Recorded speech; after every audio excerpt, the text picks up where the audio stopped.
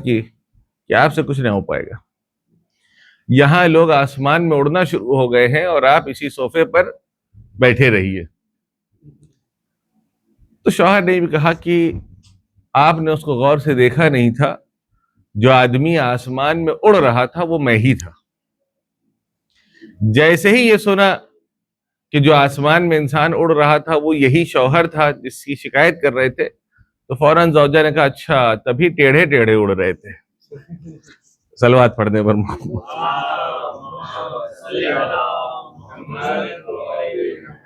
تقریباً انسان کی بھی کیفیت ایسی ہی ہوتی ہے کہ جہاں پر جیسے ہی اس کو کوئی نعمت ملتی ہے تو وہ اس پہ جلدی سے راضی نہیں ہوتا ہے۔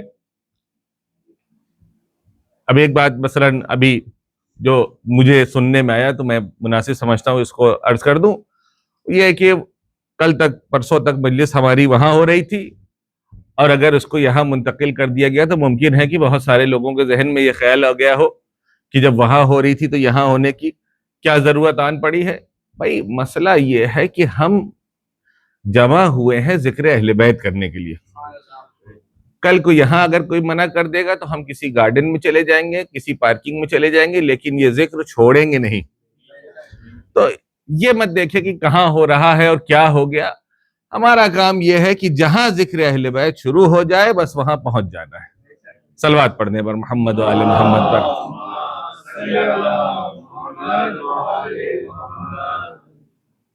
اللہ نے جیسا کہ میں نے عرض کیا کہ انبیاء کے سلسلے کو جناب آدم سے شروع کیا اور سب کی ہدایت کے لیے اس نے ذمہ داری بھی اپنی گردن پہ لے لیا۔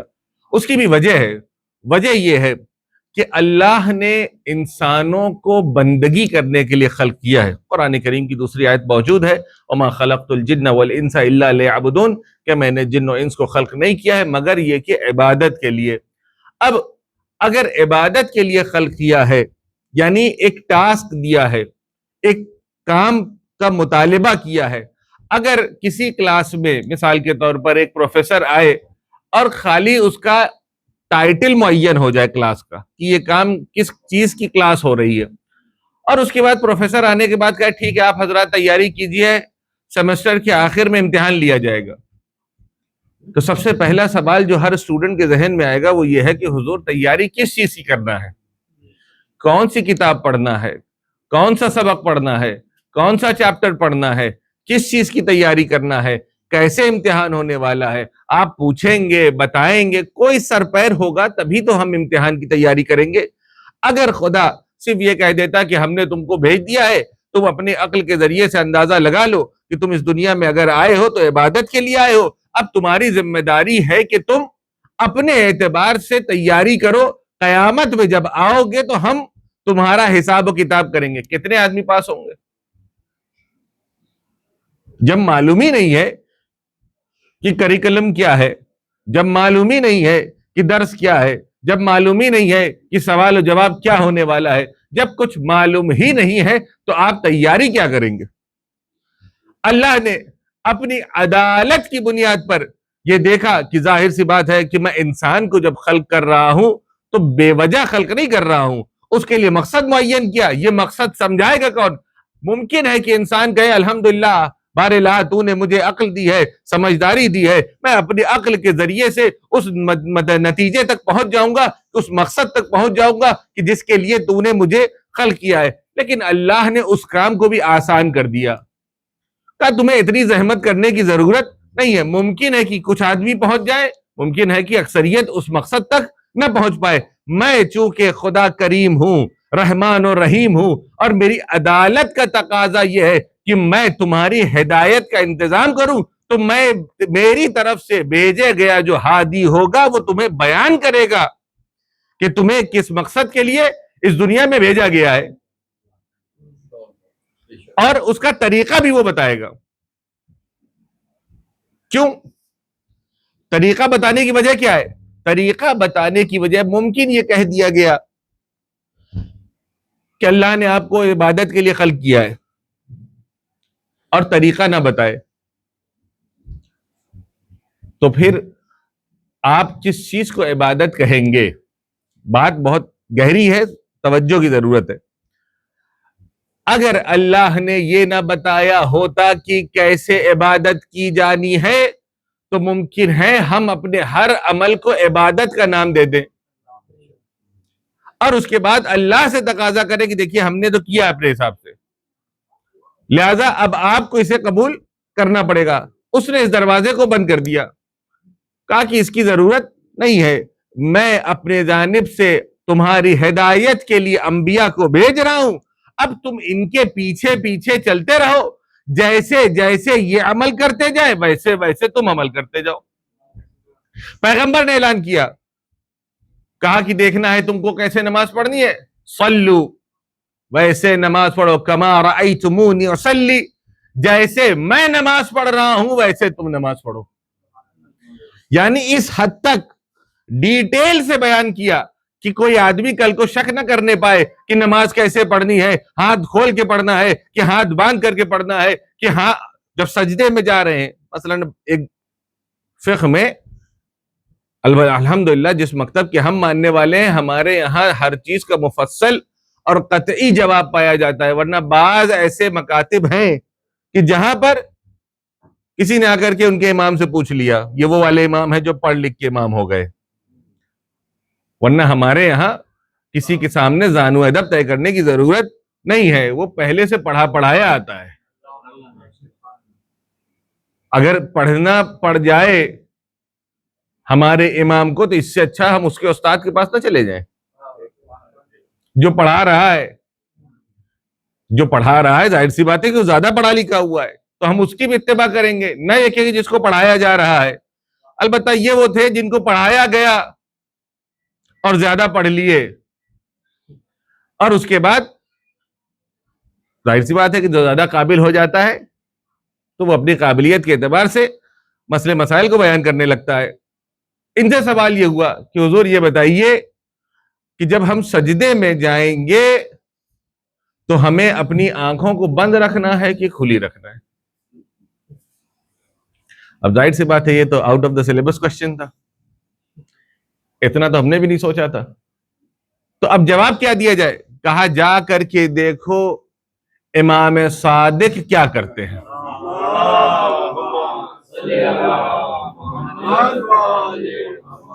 جا کر کے دیکھو کہ امام صادق کیا کرتے ہیں۔ اب یہ بیچارہ گیا دیکھنے کے لیے اور بہت دقت سے دیکھنے کے بعد کسی نتیجے پر نہیں پہنچا، لوٹ کے آیا دوبارہ حضور کی خدمت میں، کہا کہ حضرت میں گیا تھا امام صادق کو میں نے دیکھا، تو کہا کیا دیکھا؟ کہا یہی تو نہیں سمجھ میں آیا۔ کہا کیا مطلب؟ کہا میں نے یہ دیکھا کہ کبھی آقا آنکھیں کھولے رکھتے ہیں اور کبھی آنکھیں بند کر لیتے ہیں۔ تو کہا تم ایک کام کرو، ایک آنکھ بند کر لو اور ایک آنکھ کھلی رکھو۔ یہ علم کا ریاکشن ہے جو کبھی کبھی لوگوں کو ہو جاتا ہے اور درمیان میں آ کر کے پھنس جاتے ہیں۔ ظاہر سی بات ہے کہ جو کام آپ کا نہیں ہے اور اگر آپ اس کی ذمہ داری لے لیں گے تو یہی کریں گے۔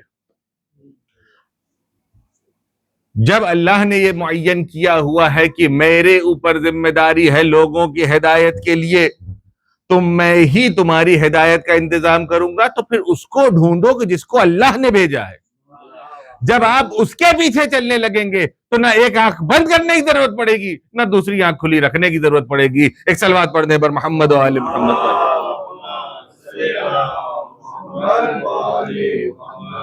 اور یہ وہی پریشانی ابتدا سے ہے۔ ہمیشہ جب کبھی کوئی پرابلم ہوتی ہے تو دنیا میں بھی طریقہ کار یہی ہے کہ جب کوئی آدمی کسی بیماری میں مبتلا ہو جاتا ہے، کسی سکنس میں، کسی النس میں وہ سفر کر رہا ہوتا ہے، تو ڈاکٹر سب سے پہلے اس نقطے تک پہنچنے کی کوشش کرتا ہے کہ یہ بیمار ہوا کس وجہ سے۔ یہ نہیں پوچھتا کہ اچھا کھانسی آ رہی ہے، اچھا ٹھیک ہے آپ یہ دوا پی لیجئے گا ٹھیک ہو جائیں گے۔ کیوں؟ کیونکہ کھانسی جو ہے وہ کسی چیز کا ریاکشن ہے، اس کی وجہ ممکن ہے کہ الگ الگ ہو۔ پیٹ میں درد ہونا ایک بیماری کے سبب کا ریاکشن ہے، اس کے نتیجے میں ہو رہی ہے۔ ممکن ہے کہ اس بیماری کی وجہ الگ الگ ہو، تو یہ صرف سمٹم دیکھ کر کے دوا دینا یہ علاج نہیں ہے۔ ممکن ہے کہ وقتی طور پر کچھ دیر کے لیے آرام مل جائے، لیکن بیماری ٹھیک ہونے والی نہیں ہے جب تک کہ آپ بیماری کی جڑ تک نہ پہنچ جائیں۔ جب آپ بیماری کی جڑ پہ پہنچ جائیں گے کہ یہ بیماری شروع کہاں سے ہوئی، تو اس کے بعد ہی آپ پرابلم کو صحیح طریقے سے سالو کر سکیں گے۔ جب ہم اسلام کو دیکھتے ہیں اور پیغمبر کی حیات کو دیکھتے ہیں، تو پیغمبر کی حیات میں کل میں نے عرض کیا تھا کہ مختلف لوگوں کے درمیان میں مختلف نظریات پائے جاتے ہیں پیغمبر کی عصمت کے متعلق، کہ جہاں پر کچھ لوگ یہ کہتے ہیں کہ اول سے لے کے آخر تک آپ معصوم تھے، کچھ نے یہ کہا کہ آپ جب مبعوث ہو گئے رسالت پر اس کے بعد آپ معصوم تھے، کچھ نے یہ کہا کہ جب آپ کے اوپر آیات الہیہ نازل ہوتی تھی تب آپ معصوم تھے، اور ایک آخری گروہ بھی پایا جاتا ہے جو اس بات کا قائل ہے کہ جب آیت تطہیر نازل ہوئی اس کے بعد آپ ہر چیز سے محفوظ ہو گئے، ہر چیز سے محفوظ ہو گئے جب آیت تطہیر نازل ہو گئی۔ اب آیت تطہیر کب نازل ہوئی؟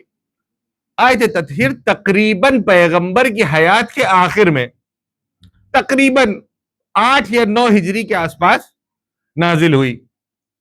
اب ذرا ان افراد کا ذرا سا معائنہ کیا جائے۔ یہ افراد جو اس بات کے قائل ہیں، کیونکہ آیت تطہیر کے بعد ساری بحث ختم ہو جاتی ہے کہ پیغمبر ایسا ہو ہی نہیں سکتا کہ معصوم نہ ہو، لیکن اب الگ الگ نظریات کے سب مالک ہیں اور اس کی وجہ پائی جاتی ہے کیونکہ کچھ لوگوں کے اعمال کو ٹھیک کرنا ہے تو پیغمبر کے کردار پہ ہمیں انگلی اٹھانی ہوگی۔ کیوں؟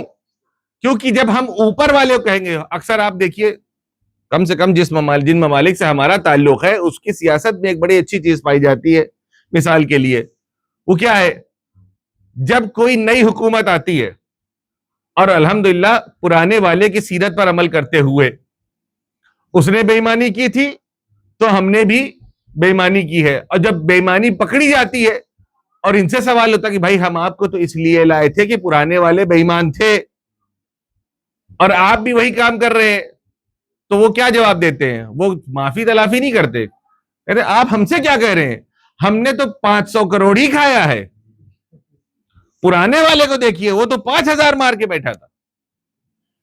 یعنی اس بات سے انکار نہیں ہو رہی ہے کہ ہم نے کوئی غلط کام کیا ہے، یہ مقدمہ پیش کیا جا رہا ہے کہ وہ جو پرانا والا تھا وہ تو ہم سے بھی زیادہ گزرا ہوا تھا، ہم سے بھی زیادہ کرپٹ تھا۔ اب جب پیغمبر کے اوپر اعتراض ہوتا ہے یا پیغمبر کی سیرت میں کچھ ایسی باتوں کی طرف اشارہ کیا جاتا ہے تو اس کی وجہ یہ نہیں ہے کہ نعوذ باللہ کہ پیغمبر کے اندر کوئی کمی پائی جاتی ہے، ان چیزوں کو تراشا جاتا ہے، ان چیزوں کو جان بوجھ کر ذکر کیا جاتا ہے جو پیغمبر کے اندر پائی نہیں جاتی۔ لیکن وجہ کیا ہے ذکر کرنے کی؟ وجہ صرف یہ ہے کہ جب ہم یہ کہیں کہ فلاں صاحب نے تو ایسے کیا، فلاں صاحب نے تو ویسے کیا، فلاں صاحب کے اندر یہ عیب پایا جاتا ہے، فلاں صاحب کے اندر وہ خرابی پائی جاتی ہے، تو یہ پلٹ کر کے آپ کو یہ جواب دے ارے آپ فلاں صاحب کی کیا بات کرتے ہیں، یہ خمی تو خود پیغمبر کے اندر پائی جاتی تھی۔ ظاہر سی بات ہے کہ جیسے ہی پیغمبر کا اگر نام آ جائے گا تو ہم اور آپ اپنے منہ کو بند کر لیں گے۔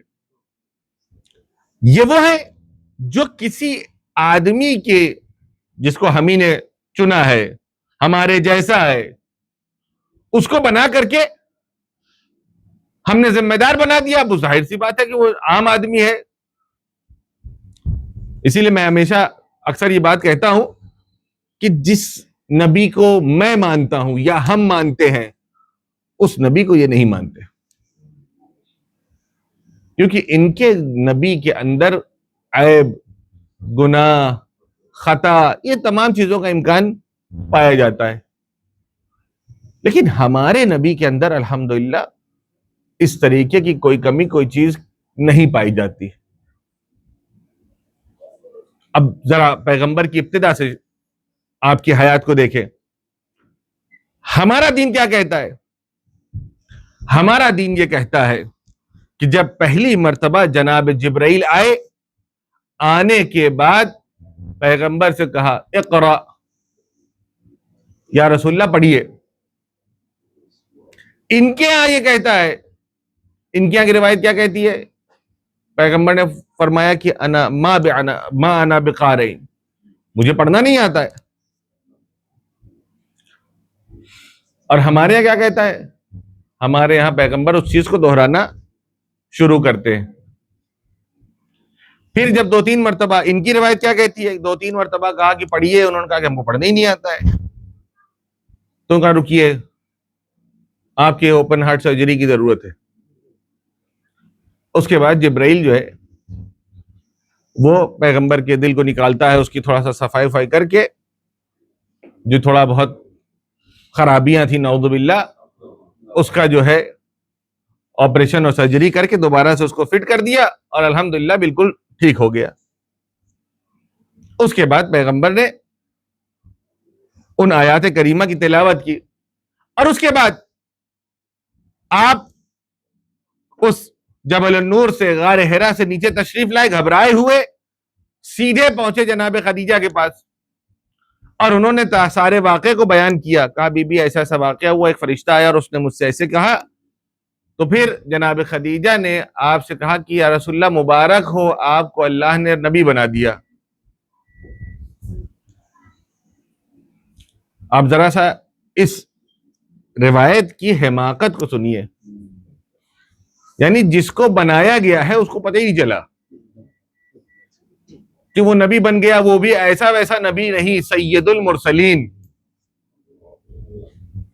آپ کو ایسا لگ رہا تھا کہ جو ہے وہ ابا کی جاگیر چل رہی تھی، کہ ابا ایک بارگی گزر گئے اور ایک بارگی آپ کو یہ منصب مل گیا اور آپ کو پتہ ہی نہیں چلا. نہیں، پیغمبر وہ پیغمبر ہی کیا جس کو خود معلوم نہ ہو کہ کیا ہو رہا ہے، جس کا شاگرد یہ کہہ دے کہ اگر ہمارے آنکھوں کے سامنے سے پردے کو ہٹا لیا جائے تو اس کے ایمان میں اضافہ نہ ہو. اس کا مولا یہ کہہ رہا ہے کہ معلوم نہیں کہ میں کب نبی بن گیا. یہ کیوں ہو رہا ہے؟ یہ وہ چیزوں کی طرف اشارہ کیا جا رہا ہے تاکہ جس کے بعد ہم اس کا استعمال کریں گے بعض لوگوں کو ٹھیک کرنے کے لیے. ورنہ پیغمبر کو پہلے دن سے معلوم ہے، بلکہ ہم اس بات کے قائل ہیں، بلکہ خود پیغمبر کی حدیث موجود ہے کہ میں اس وقت سے نبی ہوں جب ابھی آدم مٹی اور پانی کے درمیان میں تھے. وہ نبی جس نے خلقت آدم کو دیکھا ہو، جب اس کے پاس جبرائیل آئے تو وہ کنفیوز ہو جائے کہ یہ کیا کرنے آئے ہیں. آپ ذرا اندازہ لگائیے. اسی لیے میں کہتا ہوں کہ جو ان کا نبی ہے بھائی انشاءاللہ کہ بڑا اچھا آدمی ہوگا، لیکن ہمارا والا نہیں ہے. ہمارا نبی ہر چیز کو جاننے والا ہے، عالم الغیب والشہادہ، ہر چیز کا جاننے والا ہے. جس چیز کا علم اللہ نے اس کو دیا ہے وہ ہر چیز سے واقف ہے. اس کو بتانے کی ضرورت نہیں. اگر بتا دیا تو کیا ہی کمال کیا، اگر بتا دے گا ہم کو تو ہمیں بھی معلوم ہو جائے گا. بھائی عام آدمی میں اور رسول میں فرق ہونا چاہیے کہ نہیں ہونا چاہیے؟ جو ہادی، جو ہدایت کرنے آیا ہے، وہ خود کنفیوز ہو، وہ آ کر کے پوچھے میں وہ نماز کا حکم آ گیا، کیا خیال ہے کیسے پڑھا جائے؟ اگر نبی یہ کرنے لگے سورہ حمد رکھ دے کیا پہلے، یہ آسان سی ہے، سب کو یاد ہو جائے گی، اس کو پہلے سیٹ کر دیتے ہیں، مشورہ کر رہا ہے. نہیں، اس کو ضرورت ہی نہیں ہے، اس کو بتا کے بھیجا گیا ہے، وہ اس کا کام ہے. وما علینا الا البلاغ المبین. اللہ نے ہم کو بتا دیا ہے اور ہمارا کام یہ ہے کہ اب واضح طور پہ تم کو بتا دے. اور یہ بات یہیں پہ ختم نہیں ہوتی ہے، یہ سلسلہ آگے بڑھتا ہے، اور یہ سلسلہ امامت کے ضمن میں انشاءاللہ آخر الزمان تک جائے گا. اب مسئلہ کیا ہے کہ قرآن یہی رہنے والا ہے، آیات یہی رہنے والی ہیں، کوئی والیوم 2 آنے والا نہیں ہے. جو بھی فیصلہ ہوگا وہ اسی کتاب سے ہوگا، جو بھی مسئلہ بیان ہوگا وہ اسی کتاب سے بیان ہوگا. تو اس کا مطلب یہ ہے کہ اب اگر ہم آج کے دور کے مسائل کو دیکھتے ہیں اور دیکھنے کے بعد اس کو سولو کرنا چاہتے ہیں، اس کے نتیجے کو دیکھنا چاہتے ہیں، تو ہمیں اسی قرآن میں دیکھنا ہے. اب مجھ سے کہیں گے مولانا آپ نے ایک بات تو کہہ دی کہ ہر چیز کا علم اس کے اندر ہے. میں نے کہا میں نے نہیں کہا، یہ خود قرآن کہہ رہا ہے. لا رطب ولا یابس الا فی امام مبین، کہ اس کے اندر ہر خشک و تر کا ذکر پایا جاتا ہے. اب ہر خشک و تر کا ذکر پایا جاتا ہے تو کیا اس میں جو ہے مثال کے طور پہ اسپیس ٹیکنالوجی کا بھی ذکر پایا جاتا ہے؟ کیا اس میں میڈیکل سائنس کا بھی ذکر پایا جاتا ہے؟ کیا اس میں جو آج کل کے مسائل ہیں اس کا بھی ذکر پایا جاتا ہے؟ میں کہوں گا چونکہ اس نے دعویٰ کیا ہے کہ اس میں ہے تو میں کہوں گا ہے. اب آپ مجھ سے پوچھیں گے کہاں ہے تو میں نہیں بتا سکتا. کیوں؟ کیونکہ جب پیغمبر اس دنیا سے جا رہے تھے تو آپ نے یہ اعلان فرمایا تھا انی تارکم فیکم مستقلین کتاب اللہ وعطرتی اہل بیتی. اگر میں اس دنیا سے جا رہا ہوں، اگر تم یہ چاہتے ہو کہ قیامت تک گمراہ نہ ہونا تو میں تمہارے درمیان میں دو قیمتی چیز چھوڑ کے جا رہا ہوں، ایک اپنی کتاب اور ایک یہ عطرت و اہل بیت. کیا وجہ ہے کہ قرآن کے ساتھ عطرت کو بھی چھوڑ رہے ہیں؟ وجہ صرف اتنی سی ہے کہ اگر کتاب سمجھنا ہے تو بنا اہل بیت کے سمجھا نہیں جا سکتا ہے. اگر کتاب کو سمجھنا ہے، صلی یہ وہ اور لوگ ہیں جو یہ کہتے ہیں کہ ہمارے لیے کتاب کافی ہے، حسبنا کتاب اللہ. چھوٹی سی معمولی سی اسکول کی کتاب، معمولی سی چوتھی پانچویں درجے کی کتاب، جب کریکلم چینج ہو جاتا ہے تو پیرنٹ نہیں سمجھ پاتے. جس زمانے میں ہم نے اور آپ نے اسکولنگ کی ہوگی اس زمانے کی کتاب اور اس زمانے کی کتاب میں زمین آسمان کا فرق ہے. ہم ان کتابوں کو بنا ٹیچر کی رہنمائی کے سمجھ نہیں پاتے، جس کا کوئی فائدہ نہیں ہے. سال ختم ہوگا، اس کو آگے بڑھا دینا ہے.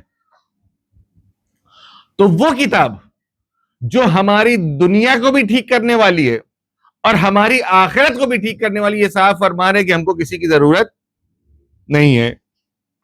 اسی لیے آج تک طے نہیں ہو پایا کہ ہاتھ بندھنا تو ہے، کہاں پر بندھنا ہے اور ہے بھی بندھنا کہ نہیں بندھنا. یہی ہے زیادہ قابلیت کی وجہ سے ایسا ہوتا ہے، ریاکشن ہو جاتا ہے نا. کوئی بھی چیز آپ اچھی بھی کھا لیجئے، ڈاکٹر نے کہا کہ ایک گولی صبح میں ایک گولی شام میں کھانا ہے. آپ نے کہا کہ ارے 5 دن کی گولی ہے تو صبح شام روزانہ کیا کھانا ہے، ایک ہی دن کھا لیتے ہیں. کیا ہوتا ہے اس سے؟ پتہ چلا دوسرے دن جو پہلے دن گئے تھے صرف دکھا کے گھر چلے آئے تھے، دوسرے دن اسپتال میں جمع ہو گئے. کیوں؟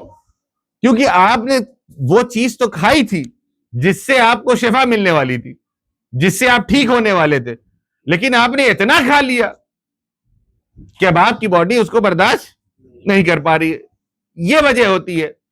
اب چھوٹے چھوٹے مسئلے، ابھی آپ غور کیجئے کہ میں جو مثال آپ کی خدمت میں عرض کرنے جا رہا ہوں، یہ وہ مثال ہے جو پیغمبر کے اس دنیا سے چلے جانے کے 60-70 سال کے اندر کی ہے. چوتھے امام زین العابدین علیہ الصلوۃ والسلام،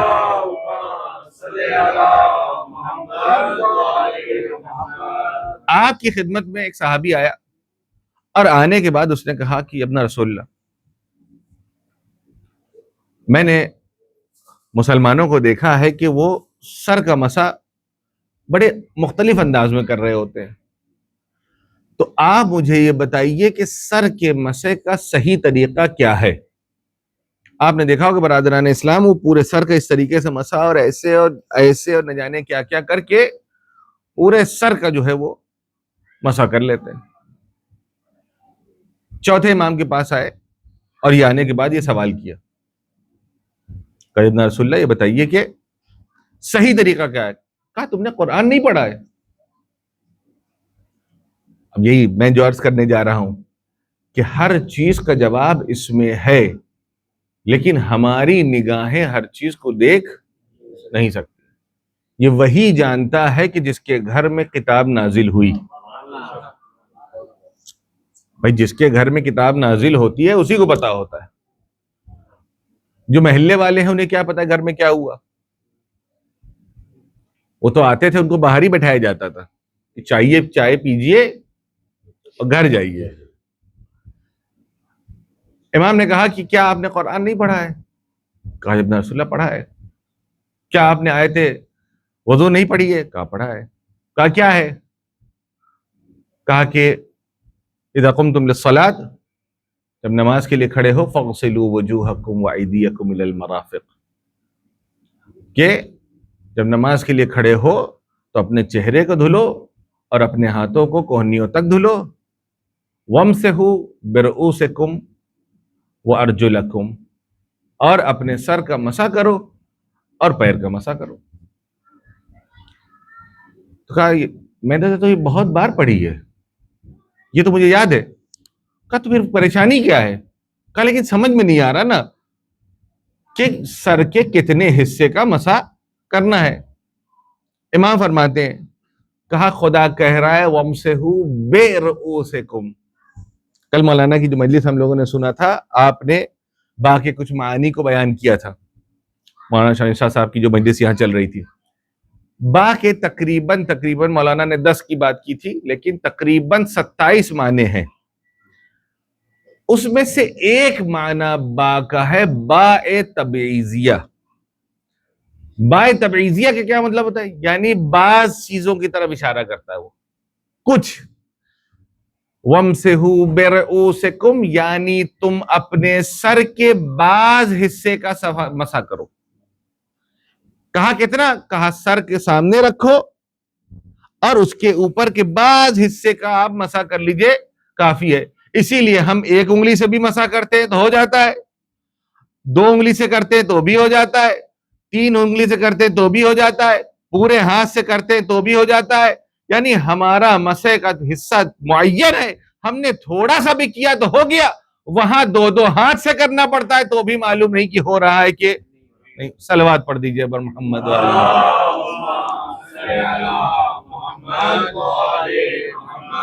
معلوم یہ ہوا کہ قرآن یہی رہنے والا ہے. ممکن ہے کہ ہم 50 بار ان آیات کے سامنے سے گزرے ہوں، 50 بار ہم نے اس کو پڑھا ہو، لیکن اس کے رموز کو وہی جانتا ہے جو صاحب علم الکتاب ہوتا ہے، جو علم الکتاب کو جاننے والا ہے. صرف وہی بتا سکتا ہے ان رموز کو. جب امام زمان آئیں گے انشاءاللہ جل اللہ تعالی فرجہ الشریف، تو آنے کے بعد کوئی ایسا نہیں کہیں گے اچھا یہ تو پرانا والا ہے، یہ لیٹسٹ ورژن میں لے کے آ رہا ہوں. نہیں، یہی قرآن ہوگا اور اسی قرآن سے ہی ائمہ اور امام زمان ہمارا فیصلہ کریں گے، ہمارے مسائل کو حل کریں گے. کوئی الگ چیز آنے والی نہیں ہے. ہم اس کو روز پڑھ رہے ہیں لیکن ہماری سمجھ میں نہیں آ رہا. کوئی حیرت کی بات نہیں ہے، کیونکہ نہ ہم نے کوئی دعویٰ کیا ہے، نہ ہمیں کوئی اپنے آپ سے کوئی امید ہے. ہم اگر اس کا ظاہری معنی بھی سمجھ لیں تو ہمارے لیے کافی ہے. ہم اس کو روزانہ تلاوت کر لیں تو بھی کافی ہے. اب یہاں پہ ایک مسئلہ آ گیا ہے تو عرض کر دوں.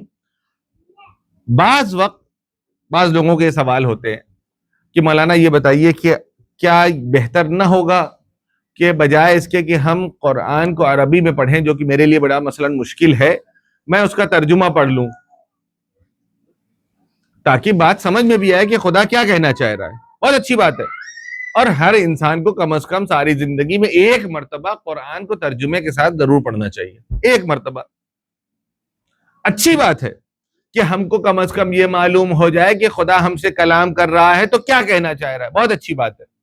لیکن ہم یہ چاہیں کہ اس کے وہ اثرات جو عربی والی عبارت میں پایا جاتا ہے وہ ہم کو مل جائے تو پھر وہ نہیں ملے گا. جو عربی کے اثرات ہیں اس کلام نورانی کے، وہ آپ کو حاصل نہیں ہوں گے. چونکہ جو آپ نے ترجمہ پڑھا ہے وہ ترجمہ کلام الہی نہیں ہے، وہ کلام مترجم ہے. اور مترجم جو ہے وہ اپنے مزاج کے اعتبار سے ترجمہ کرتا ہے. ابھی جس آیت کی میں نے آپ کے سامنے تلاوت کی تھی، اسی آیت کا ترجمہ آپ شیعہ ترجمے میں دیکھیے تو وہاں آپ کو ملے گا کہ اپنے چہرے کو دھلو اور اپنے ہاتھوں کو دھلو، اس کے بعد اپنے سر کا مسح کرو اور پیر کا مسح کرو. یہ شیعہ ترجمہ ملے گا. اور اگر برادران اسلام کی ترجمہ دیکھیں گے تو اس میں ملے گا کہ چہرہ دھلو اور ہاتھ دھلو اور سر کا مسح کرو اور پیر کو دھل لو۔ اب یہ بتائیے کہ خدا نے تو ایک ہی بات کہی ہوگی، یا تو مسح کرنا ہے یا تو دھلنا ہے، تو مترجم کو دو بات کیسے سمجھ میں آئی؟ وہ ایسے سمجھ میں آئی کیونکہ جس مسلک کا وہ ماننے والا ہے ویسا ترجمہ کرنا ہے۔ اسی لیے جب پیغمبر نے میدان غدیر خم میں کہا من کنت مولا فہذا علی مولا، تو مولائیوں کو یہ سمجھ میں آیا کہ جس طریقے کے مولا پیغمبر ہیں ویسے میرے مولا علی ہیں، اور ان کو وہ سمجھ میں آیا کہ جیسے پیغمبر ہے کیونکہ ان کے والے الگ ہیں ویسے ہی یہ بھی ہیں۔ دونوں کی سوچ میں فرق ہے، بات ایک ہے لیکن دونوں کا درک کرنے کا انداز الگ الگ ہے۔ اسی لیے کلام الہی اپنی جگہ پر، اور اس کی اور آسان مثال دے دوں تاکہ بچے سمجھ جائیں۔ مثال کے طور پر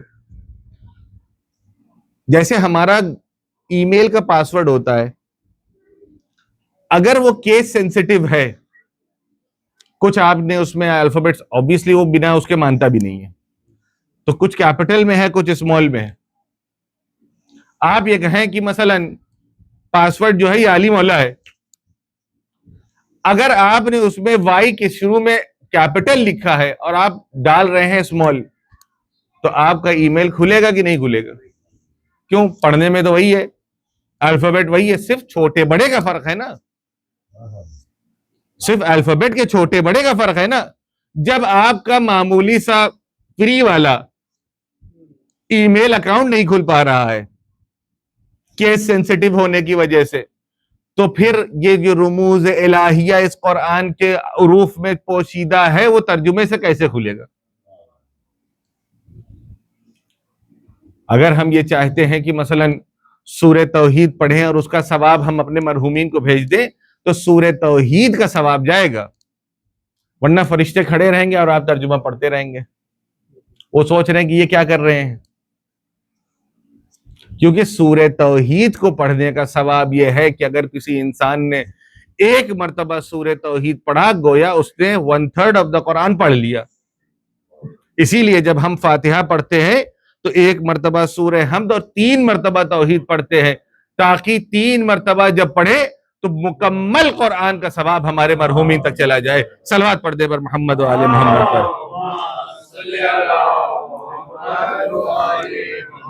یہ تمام باتیں یہ ہمارے سامنے موجود ہیں لیکن کوڈڈ ہیں، رموز ہیں۔ یہ چوتھے امام کے پاس امام حسین کے قاتلوں میں سے ایک شخص آتا ہے، اللہ اکبر۔ آنے کے بعد یہ کہتا ہے ابن رسول اللہ یہ بتائیے کہ کیا میری بھی بخشش ہو سکتی ہے؟ آپ سوچئے کہ اگر کوئی آدمی جس نے میرے ساتھ کوئی جفا کی ہو، میرے ساتھ کوئی ظلم کیا ہو، اور وہ مجھ سے آ کر کے پوچھے کہ کیا کوئی راستہ ہے جس کے ذریعے سے مثلا مجھے جیل میں نہ جانا پڑے، تو اگر ہوگا بھی تو میں نہیں بتاؤں گا۔ لیکن امام سے جب سوال کیا کہ کیا کوئی راستہ ہے کہ میرے گناہوں کو بخش دیا جائے، امام نے کہا بالکل ہے۔ کہا کیا ہے؟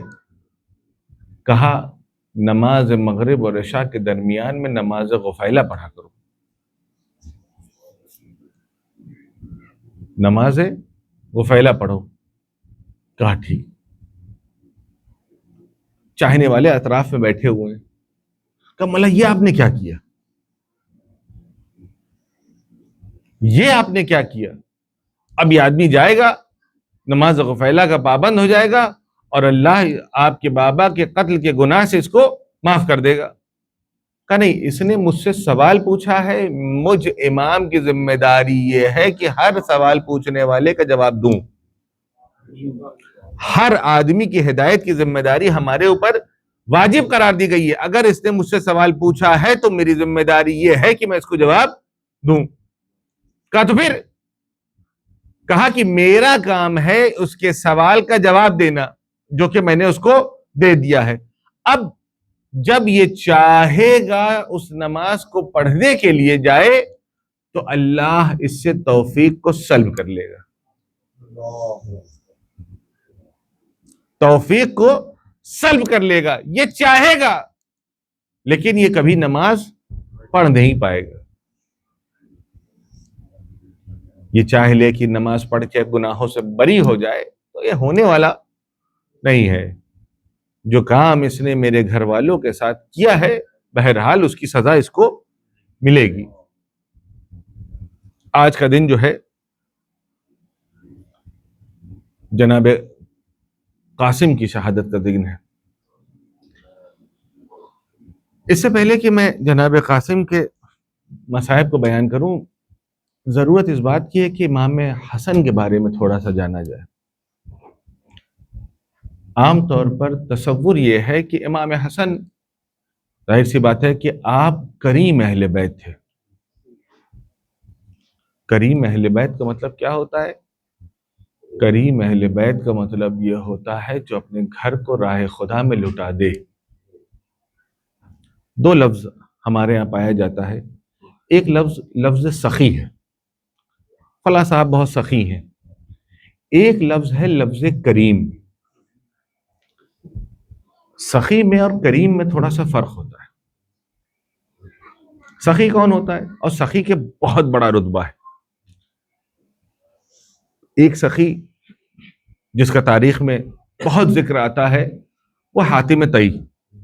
ہر آدمی نے اس کا نام سنا ہے. حاتم طئی ایک شخص تھا جو مکے میں رہا کرتا تھا اسلام سے پہلے. تو عام طور پہ ہمارے یہاں جو تصور پایا جاتا ہے کہ وہ مسلمان تھا, وہ مسلمان تھا ہی نہیں, اس زمانے میں اسلام ہی نہیں تھا. البتہ حاتم طئی کی اولاد جو ہے وہ بعد میں چل کر کے مسلمان ہو گئی تھی کیونکہ وہ اسلام کے دور میں وہ تھا. پیغمبر سے کسی نے پوچھا یا رسول اللہ, حاتم طئی بہت سخی آدمی تھا, تو ایسے سخی آدمی کا خدا کس طریقے سے اس کو جزا دے گا؟ پیغمبر فرماتے ہیں کہ چونکہ عقیدے کے اعتبار سے مشرک تھا, کفر پر تھا, اس بنیاد پر اسے جہنم میں بھیجا جائے گا. لیکن چونکہ سخی تھا, آتش جہنم اسے اذیت نہیں دے گی. اب ذرا اندازہ لگائیے کہ سخاوت کا کتنا بڑا درجہ ہے, کتنا بڑا درجہ ہے. کوئی آدمی آتا ہے چھٹے امام جعفر صادق علیہ الصلوۃ والسلام کے پاس,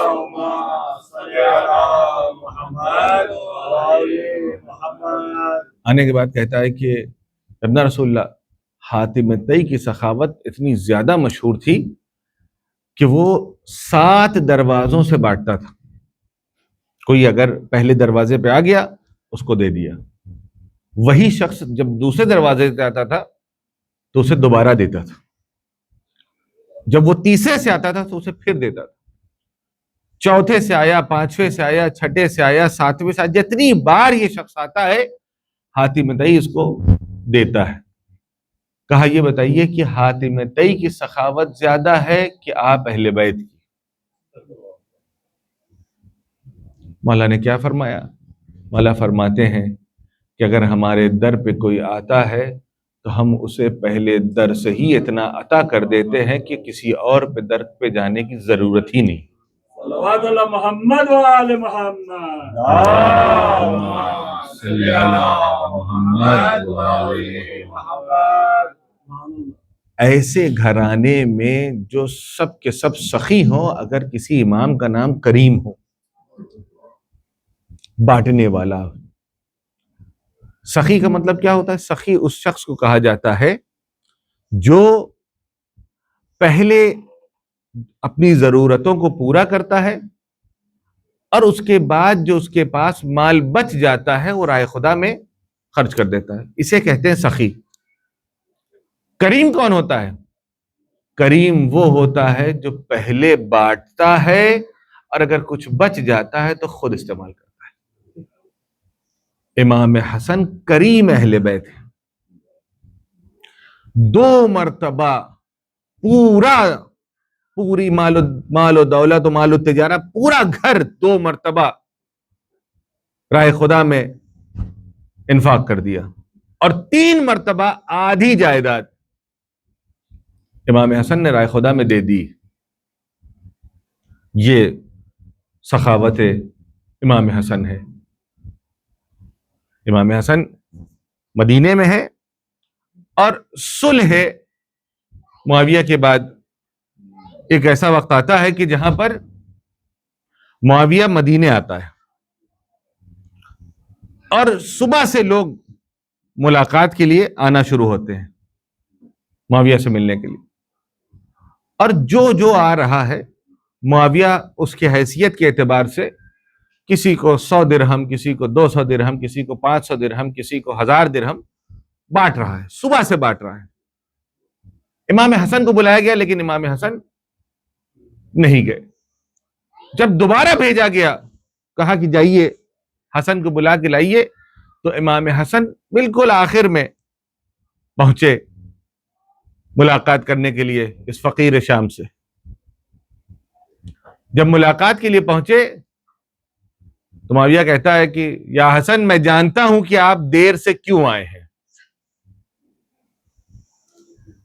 امام حسن دربار کے باہر رکنے کے بعد تھوڑی دیر کے بعد اندر جب پہنچے، تو جب جا کے دیکھا تو کہتا ہے کہ یا حسن، میں جانتا ہوں کہ آپ اتنی تاخیر سے کیوں آئے ہیں۔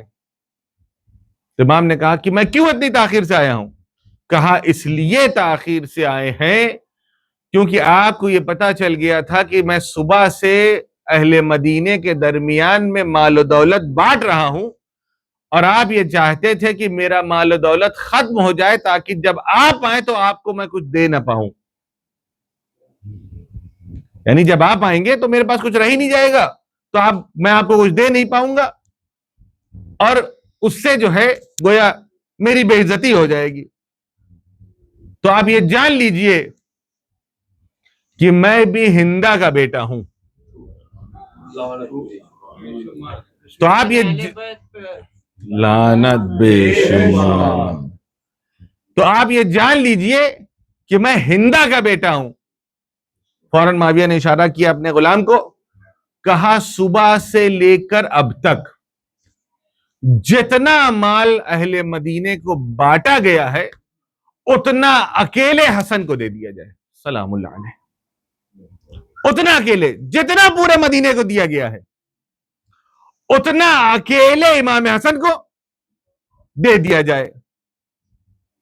امام حسن کے سامنے لا کر کے اس مال کو رکھ دیا گیا۔ امام حسن نے دیکھا، کہا مجھے تیرے مال کی کوئی ضرورت نہیں ہے۔ یہ کہہ کر کے دربار سے باہر نکلنا چاہ رہے تھے کہ اتنے میں ایک غلام آگے بڑھا اور اس نے جا کر کے امام حسن کی جوتی کو سیدھا کر دیا۔ امام حسن کی جوتی کو سیدھا کر دیا۔ امام حسن نے اس جوتی کو پہنا اور وہ سارے مال کو اٹھا کر کے اس غلام کو دے دیا۔ کہا کہ دیکھ لے کہ جو تو یہ کہہ رہا ہے کہ تو ہندا کی اولاد ہے تو نے سارے مدینے کے برابر مجھے دے دیا، تو میں تو وہ ہوں جو فاطمہ کی اولاد ہوں، میری جوتی جو سیدھی کرتا ہے اس کو میں تجھ سے زیادہ دے دیا کرتا ہوں۔ صلوات پڑھ دے بر محمد و آل محمد پر۔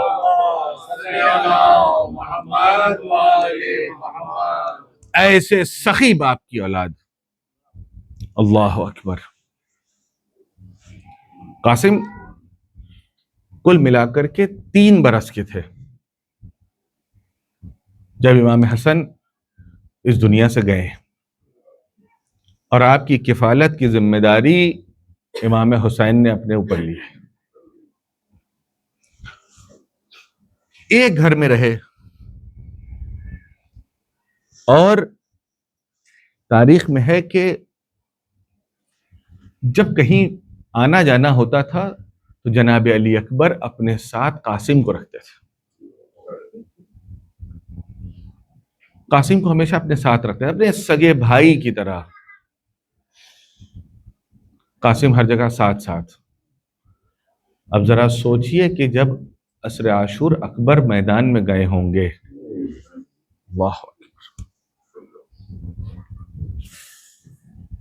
شب عاشور امام نے سب کو جمع کیا ہوا ہے، اصحاب بیٹھے ہیں خیمے میں، اور ایک کے بعد ایک امام اعلان کر رہے ہیں، اے میرے شیروں، اے میرے ساتھیوں،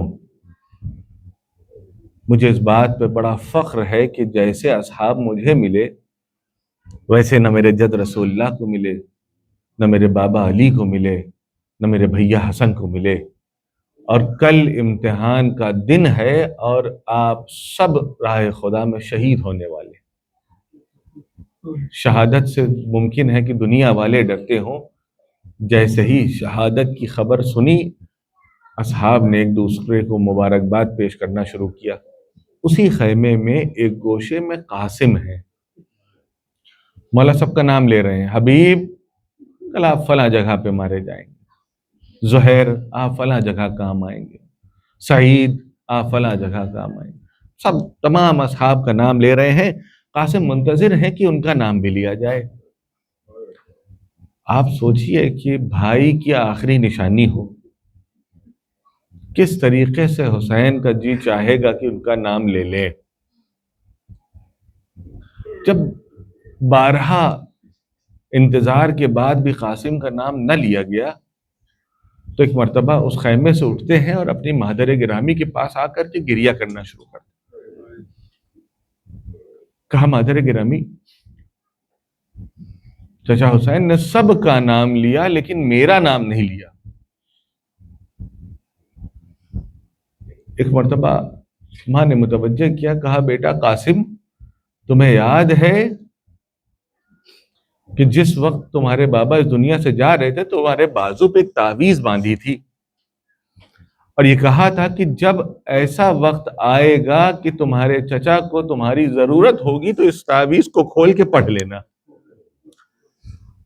قاسم نے اس کو کھولا، بابا کی تحریر ہے، آنکھوں سے لگایا، اس میں لکھا ہوا ہے کہ قاسم جب تمہارے چچا حسین پر وقت آ جائے تو تم اپنے آپ کو میری جانب سے قربان کر دینا۔ فوراً ابھی تک جو قاسم رو رہے تھے، آنکھوں سے آنسو جاری تھے، ایک مرتبہ خوشحال ہو کر کے مولا کے خدمت میں آئے، آنے کے بعد خط کو دیا، کہا چچا حسین یہ دیکھیے میں کیا لے کر کے آیا ہوں۔ امام نے دیکھا، بھائی کی تحریر کو پہچانا، فوراً گریہ کرنا شروع کیا، کہا قاسم یہ کیا لے آئے؟ یہ میرے بھائی کا خط نہیں بلکہ تمہاری موت کا پروانہ ہے۔ ہاں ہاں قاسم، کل تم بھی مارے جاؤ گے، نہ فقط تم مارے جاؤ گے بلکہ ننھا علی اصغر بھی مارا جائے گا۔ جیسے ہی علی اصغر کا نام سنا تو فوراً قاسم کہتے ہیں کیا فوج عسکریہ خیمے میں آ جائے گی؟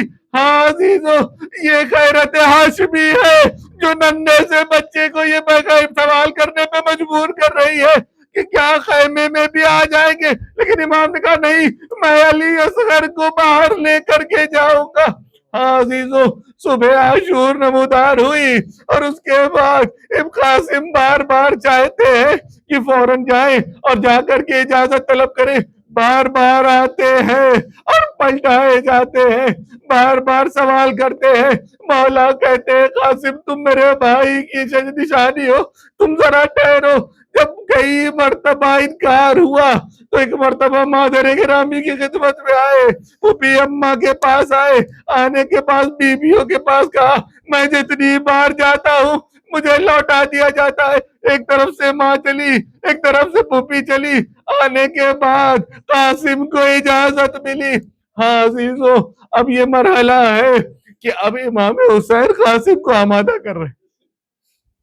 13 برس کا سن، روایت کہتی ہے کہ آپ کے ابھی داڑھی بھی نہیں آئی تھی۔ 13 برس کا سن ہے، جب کمر پہ تلوار باندھی ہے تو وہ زمین پر خط دے رہی ہے۔ امام نے تیار کرنا شروع کیا، بھائی کا امامہ پہنایا اور امامے کی تحت الحنک کو دونوں طرف سے کھول دیا اس انداز سے کہ وہ شانوں پہ رہے۔ کسی نے پوچھا مولا یہ آپ نے کیا کیا؟ کہا کہ یہ اس لیے کیا ہے کہ جب انسان مر جاتا ہے تو جو اس کے سر پہ امامہ باندھا جاتا ہے تو اس کی دونوں طرف کے سروں کو کھولا رکھا جاتا ہے. میں قاسم سے کہنا چاہتا ہوں کہ ابھی کچھ دیر کے بعد جب تم مارے جاؤ گے، اے میرے جگر کے ٹکڑے، میں تجھے کفن بھی نہ دے سکوں گا. ان امامے کی دونوں طرف سے لٹوں کو کھلا چھوڑ دیا. اس کے بعد اپنے ہاتھوں سے آمادہ کیا. آمادہ کرنے کے بعد جب گھوڑے پہ سوار کیا تو قاسم کے پیر رکابوں تک نہیں پہنچ رہے. ایک طرف سے عباس آگے بڑھے، مولا نے ایک طرف سے رکاب کو چھوٹی کیا، قاسم کو سوار کیا. اب قاسم چلنا چاہتے ہیں تو ایک مرتبہ قاسم کو روکا، کہا قاسم رکو. قاسم رکے، رکنے کے بعد کہا چچا جان آپ نے تو مجھے اجازت دے دی ہے تو اب کیوں روک رہے ہیں؟ کہا 1 منٹ ذرا ٹھہر جاؤ، 1 سیکنڈ ذرا رک جاؤ. جیسے ہی لمحے بھر کے لیے رکے، قاسم کا گریبان چاک کیا. کہا چچا جان یہ کیا ہے؟ کہا یہ علامت ہے کہ بیٹا تم یتیم ہو، شاید جب تم میدان میں جاؤ تو فوج عسکریہ تمہارے اوپر تھوڑا رحم کر جائے. اجرکم اللہ. اب قاسم ہے کہ روتی ہوئی آنکھوں سے میدان کربلا میں جا رہے ہیں، اور سامنے سے شام کا وہ پہلوان جسے ازرق نام ہے وہ آتا ہے، اور آنے کے بعد ایک مرتبہ حملہ کرتا ہے. قاسم نے اسے فنار کیا، اس کی اولادوں کو فنار کیا. اور ایک مرتبہ قاسم کا ذہن اپنے جوتوں کے فیتے پہ پہنچا. ننھا سا سن ہے میدان جنگ کی وہ جنگ بازیوں کو چھوڑتے ہوئے چاہا کہ ایک مرتبہ جوتے کے تسموں کو باندھے.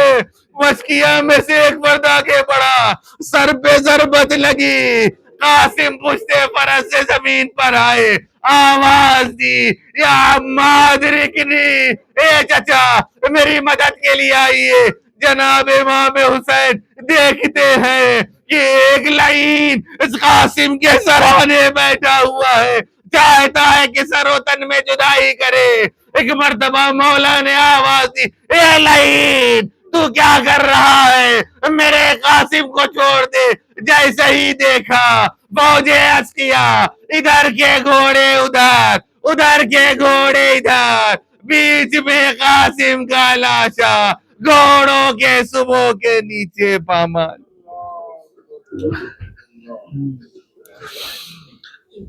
وَسَيَعْلَمُ الَّذِينَ ظَلَمُوا أَيَّ مُنْقَلِبٍ يَنْقَلِبُونَ اِنَّا لِلَّهِ وَإِنَّا إِلَيْهِ رَاجِعُونَ. بار الہ ہماری اس مختصر سی عزا کو قبول فرما. بار الہ ہمارے گناہان کبیرہ و صغیرہ کو معاف فرما. بار الہ ہمارے مرحومین کی مغفرت فرما، انہیں جوار معصومین میں جگہ عنایت فرما. بار الہ جو لوگ پریشان حال ہیں ان کی پریشانیوں کو دور